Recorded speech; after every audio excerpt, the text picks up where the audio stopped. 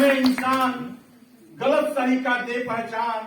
जो बनाए हमें इंसान, गलत सही का दे पहचान। ऐसे शिक्षिकाओं और शिक्षक गणों को मेरा पुनः कोट कोट प्रणाम। मैं राम बहादुर, ग्राम जामपोस्ट जाम, थाना रसड़ा, वीरों की धरती, किसानों का देश, बड़ी बलिया, उत्तर प्रदेश का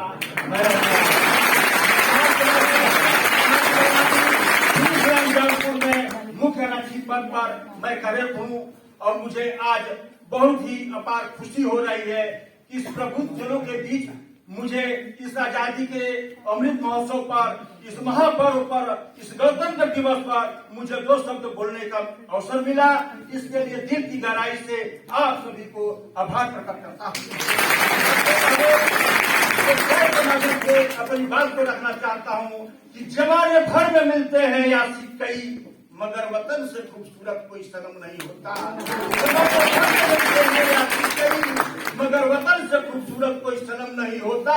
नोटों से चिपक कर, सोने से लिपट कर मरे हैं कई, मगर तिरंगा से खूबसूरत कोई कफन नहीं।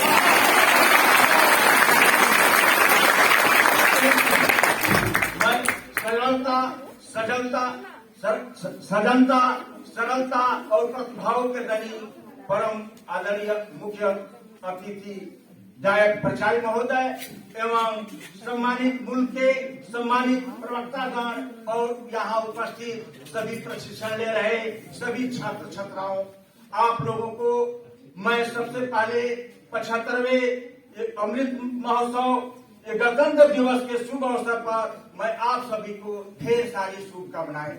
मैं एक शायर के माध्यम से अपने मुख्य अतिथि महोदय को एक स्वागत करना चाहता हूँ कि खुशियों के सागर के पार आ गए, लगता है मेरे गले का हार आ गई। खुशियों के सागर के पार आ गए, लगता है मेरे गले का हार आ गए। कर्तव्य ध्वनि बुझा को इस प्रांगण में, आज इस सभा के सूत्रधार आ गए।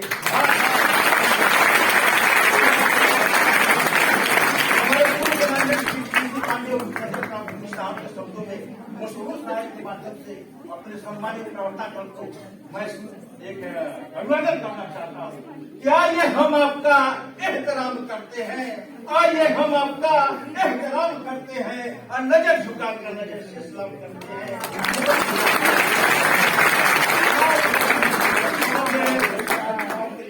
मैं एक शायर के माध्यम से अपनी बात करना चाहता हूँ कि काम करो ऐसा कि पहचान बन जाए। अरे काम करो ऐसा कि पहचान बन जाए, हर कदम डालो ऐसा कि निशान बन जाए। यह जिंदगी तो जीने को बहुत है, लेकिन जिंदगी ऐसे जियो की मिसाल बन जाए। हमारा अंग्रेजों के गुलामी में झगड़ा हुआ था, अंग्रेज भारतीयों पर नाना प्रकार के अत्याचार कर रहे थे। अतः हमारे भारत माता के सपूतों ने, हमारे भारत माता के क्रांतिकारी वीरों ने भारत माता को आजाद करने के लिए बीड़ा उठाया। अंततः हमारा देश 15 अगस्त 1947 को आजाद हुआ। उस आजादी की कड़ी में हमारे मंगल पांडे जो 1857 में प्रथम विद्रोह किए थे मेरठ छावनी से, सरदार अमर शहीद भगत सिंह, सुभाष चंद्र बोस, तात्या टोपे, बिरसा मुंडा, झलकारी बाई, उदा देवी, रानी लक्ष्मीबाई, तमाम वीरों ने अपनी कुर्बानी को देकर, अपने प्राणों की आहुति देकर हमारे देश की आजादी दिलाई। मैं सबसे पहले उनको जो है अपने एक शायर के माध्यम से कहना चाहता हूँ, जब शहीदों के सपने सच हुए, जब शहीदों के सपने सच हुए, तब भारत हमारा स्वतंत्र हुआ। और मशाल जलाए उन वीरों की याद में जिनके वजह से आज भारत स्वतंत्र हुआ। आज हम खुली हवा में सांस ले रहे हैं। वो जमाना था, वो समय था। आप क्रांति फिल्म देखे होंगे जिसमें मनोज कुमार हेमा मालिनी मुख्य पात्र में है। क्रांति फिल्म में दर्शाया गया है कि भारतीयों पर हाथ में कहीं पांव में बेड़ी और ऊपर से कोड़े की बरसात होती थी। वो समय था, वो जमाना था। एक आपने सुना होगा हमारा 1919 में जलियांवाला बाग कांड को आप सुने होंगे, जो आप वहाँ शांतिपूर्वक धरना प्रदर्शन कर रहे भारतीयों पर तरफ का अत्याचार किया गया। जनरल डायर द्वारा गोलियों से निरीह लोगों को जो है। मुख्य अतिथि गायक प्रचार्य महोदय एवं सम्मानित मुल्क के सम्मानित प्रवक्तागण और यहाँ उपस्थित सभी प्रशिक्षण ले रहे सभी छात्र छात्राओं, आप लोगों को मैं सबसे पहले 75वें ये अमृत महोत्सव, ये गणतंत्र दिवस के शुभ अवसर पर मैं आप सभी को ढेर सारी शुभकामनाएं। मैं एक शायर के माध्यम से अपने मुख्य अतिथि महोदय को एक स्वागत करना चाहता हूं कि खुशियों के सागर के पार आ गए, लगता है मेरे गले का हार आ गए।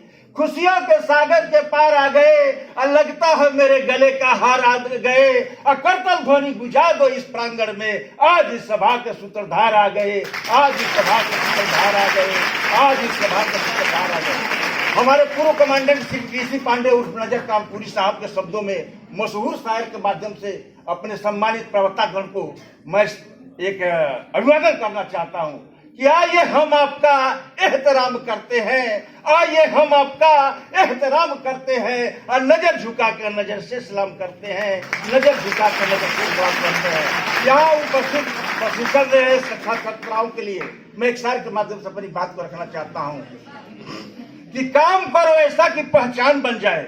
अरे काम करो ऐसा कि पहचान बन जाए, हर कदम डालो ऐसा कि निशान बन जाए। यह जिंदगी तो जीने को बहुत है, लेकिन जिंदगी ऐसे जियो की मिसाल बन जाए, जिंदगी ऐसे जियो की मिसाल बन जाए।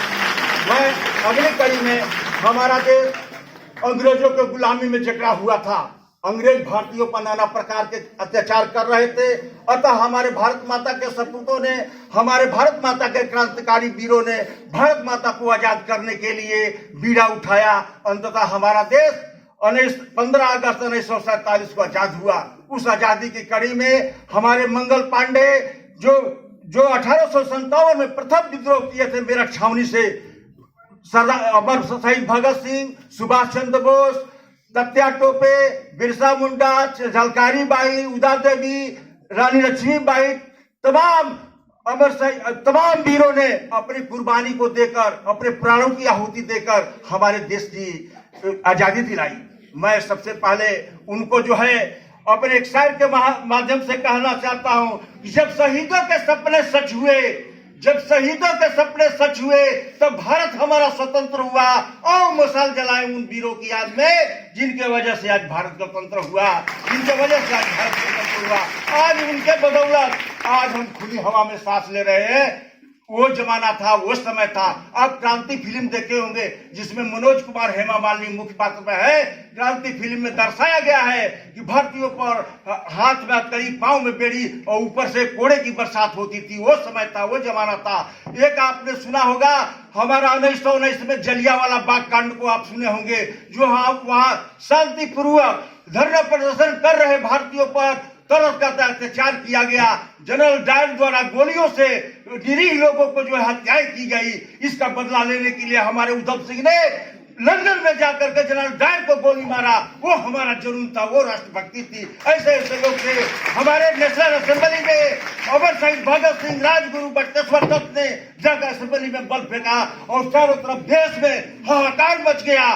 चारों तरफ आजादी की गूंज उठने लगी, मांग होने लगी। वैसी परिस्थितियों में जब हमारे ब्रिटिश हुकूमत के प्रधानमंत्री डोनाल्ड रमस्फील्ड को यह मालूम हो चुका कि अब मैं ज्यादा देर तक ले रहना नहीं पड़ेगा, अब तो हमको झूला उठा करके लेकर के चल देना है।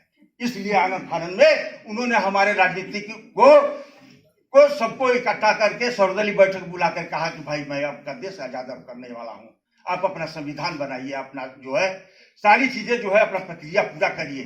तो 1946 में प्रांतीय संविधान सभा का चुनाव हुआ। उस चुनाव में 299 सदस्य आए, जिसमें जयसर और खुर्रा से पश्चिम बंगाल से डॉक्टर भीमराव अंबेडकर उस संविधान सभा में प्रवेश किए। संविधान बनना था हमारा उस समय 9 दिसंबर 1946 को संविधान प्रांतीय संविधान सभा का अध्यक्ष सच्चिदानंद सिन्हा को बनाया गया था। उस समय प्रांतीय संविधान सभा में समिति गठित हुई, जिस संविधान बनाने की जिस समिति का नाम था प्रारूप समिति गठित किया गया, जिसमें 7 सदस्य थे। पहले बाबा साहब भीमराव अम्बेडकर थे, दूसरा एन गोपाला स्वामी अयंकर थे, तीसरा अलादी कृष्णा स्वामी अय्यर थे, चौथा के एम मुंशी थे, पांचवा जो है सैयद मोहम्मद सहदुल्ला थे, एन माधव राय थे, कृष्णमाचारी थे। इस तरह से 7 सदस्य थे। 7 सदस्य में कोई बीमार पड़ गया, कोई विदेश चला गया, कोई निजी कार्यों से रह गया, कोई मर गया। इस तरह से पांचों के 6 अनुपस्थित रहे। उस समय प्रांतीय संविधान सभा का अध्यक्ष सलाहकार डॉक्टर BN राव हुआ करते थे। उस समय इंटरनल जज हुआ करते थे। उन्होंने कच्चा मसौदा तैयार करके बाबा साहब के साथ संविधान बनाने का काम किया, जो हमारे विश्व में जितने सम्राट देश है, Ireland, Japan, France, Germany, Italy, Australia, इस तरह से तमाम देशों से जो खूबसूरती मिली संविधान में, वो खूबसूरती लिया करके हमारे संविधान के में निहित किया गया। इस तरह से हमारा संविधान 2 साल 11 माह 18 दिन में बन करके तैयार हुआ। 26 नवंबर 1949 को बनकर तैयार हुआ और 26 जनवरी 1950 को लागू हुआ। इसके पहले हमारे संविधान बनाने में 63,96,729 रुपया कुल व्यय हुए थे। संविधान में कुल शब्दों की संख्या 1,17,369 है। संविधान के पेजों की संख्या 251 है। हस्ताक्षर 284 है और 13 किलोग्राम का है। ये दुनिया का, विश्व का सबसे व्यापक और बड़ा संविधान है। ऐसा संविधान कहीं दुनिया को देखने को नहीं मिलेगा। जरा आप सोचिए, जिस देश में 565 रियासतें हो, राजे रजवाड़े हो, अलग अलग धर्म, अलग अलग जाति, अलग अलग संस्कृति, 26 नवंबर को मतलब संविधान दिवस पर एक स्पीच दिए थे, उसको साथ 2 मिनट का समय लगेगा। अगर इजाजत हो। एक महापुरुष जिसका पूरा बचपन जुल्म, अत्याचार, उपेक्षा से बीता हो, अपने सामने माँ और बाप को अपमानित होते देखा हो, तो मुझे जरा बताइए, ऐसे व्यक्ति को अगर मौका मिल जाए तो हिसाब किताब चुकता करेगा कि नहीं? तुम मुझे पानी नहीं पीने देते थे, तुम मुझे मंदिर जाने नहीं देते थे, तुम मेरे बच्चों को स्कूल में एडमिशन करने से मना करते थे। मनुष्य का लेवल है ना, वो बहुत स्वाभाविक होता है। फिर मनुष्य के लेवल से जो ऊपर थे, वो थे बाबा साहब भीमराव अम्बेडकर, जिन्होंने जब उनके हाथ में कलम थी, कोई भी निर्णय लेने की ताकत थी। लेकिन पूरे संविधान को देखिए, पूरे संविधान सभा को देखिए, पूरे संविधान सभा के डिबेट को देखिए, उनके बातों में, उनके वाणी में, उनके चर्चा में, उनके आचरण में, उनके व्यवहार में और संविधान की लेखनी में हमेशा सहनशीलता नजर आई। कहीं कटुता का भाव नजर नहीं आया, कहीं बदले का भाव नजर नहीं आया। वो भाव क्या था, मैं अपने शब्दों में बताना चाहता हूँ। कभी कभार खाना खाते समय दांतों को बीच जीभ कट जाती है। इसका मतलब ये नहीं कि हम अपने दांत को तोड़ देते हैं, क्योंकि मुझे पता है कि जीभ भी अपनी है और दांत भी अपने हैं। इसलिए बाबा साहब के लिए सवर्ण भी अपने थे, अशोषित वंचित उपेक्षित भी अपने थे, दोनों इनके लिए बराबर थे। इसलिए कटुता का नामोनिशान नहीं था, बदलों का नामोनिशान नहीं था। बदले का भाव को जन्म देने वाली और समाज को एक दिशा में ले जाने के प्रयास की प्रेरणा बाबा साहब के बातों में झलकती है। इसलिए 125 करोड़ का देश बाबा साहब के लिए सदैव रहेगा, जिन्होंने अपने ऊपर हुए जुल्मों को दबा दिया, फाड़ दिया और फाड़ कर भविष्य भारत का देखा और समाज और देश को एक दिशा में ले जाने का प्रयास किया। हमारे राजनीतिक कारण कुछ भी हो सकते हैं, लेकिन किसी भी इंसान को पराजय झेलना बड़ा मुश्किल होता है। पराजय और जय से बढ़कर समाज का जय बड़ा होता है और समाज के जय से बड़ा होकर राष्ट्र का जय बड़ा होता है। इसके लिए हम सबका समर्पित होना, हम सबका परम कर्तव्य है। इसी कर्तव्य को निभाने के लिए बाबा साहब ने जो उत्तम भूमिका निभाई है, तो जन्म से लेकर के आज तक सही ढंग से प्रस्तुत किया गया होता तो समाज में आए दिन टकराव देखने को मिलता है, खरोच नजर आता है, तनाव नजर आता है। ये कब का मिट गया होता अगर बाबा साहब को बुलाया न गया होता। तो आइए उस महापुरुष के उसी श्रद्धा से, उसी भाव से इनके विचारों को जन समाज तक पहुंचाया गया होता तो समाज में जो कमियां है, कमियां भी दूर हो जाती। इसलिए उस महापुरुष के नाम में है, काम में है, त्याग में है, समर्पण में है। हमारे आपके लिए बहुत कुछ किताबें दर्शन छोड़कर चले गए हैं, जो आज भी पढ़ा है, जो उसको पढ़ने की जरूरत है, जानने की जरूरत है, समझने की जरूरत है। इस क्षेत्र में हम सबका प्रयास करना जरूरी है। शायद मैं मदद बड़ी बात को खत्म करना चाहता हूँ। ये चांद न होता तो चांदनी न होती, ये चांद न होता तो चांदनी न होती। अगर बाबा साहब का संविधान न होता तो हम भारत के लोगों की जिंदगी में आज ये रोशनी न होती, आज ये रोशनी न होती, आज ये ये रिश्ता मेरे सर को तेरे संविधान से मिला है, ये रिश्ता मेरे सर को तेरे संविधान से मिला है, यह सम्मान भी मुझे तेरे संविधान से मिला है, औरों को मिला होगा जो मुकद्दर से मिला होगा, हमें तो मुकद्दर भी तेरे संविधान से मिला है, हमें तो मुकद्दर भी तेरे संविधान से मिला है। हमारी बातों को ध्यान से इसके लिए मैं दिल की गहराई से आप सभी को आभार प्रकट करता हूँ। इसी शब्दों के साथ मैं वाणी को विराम देता हूँ। जय हिंद।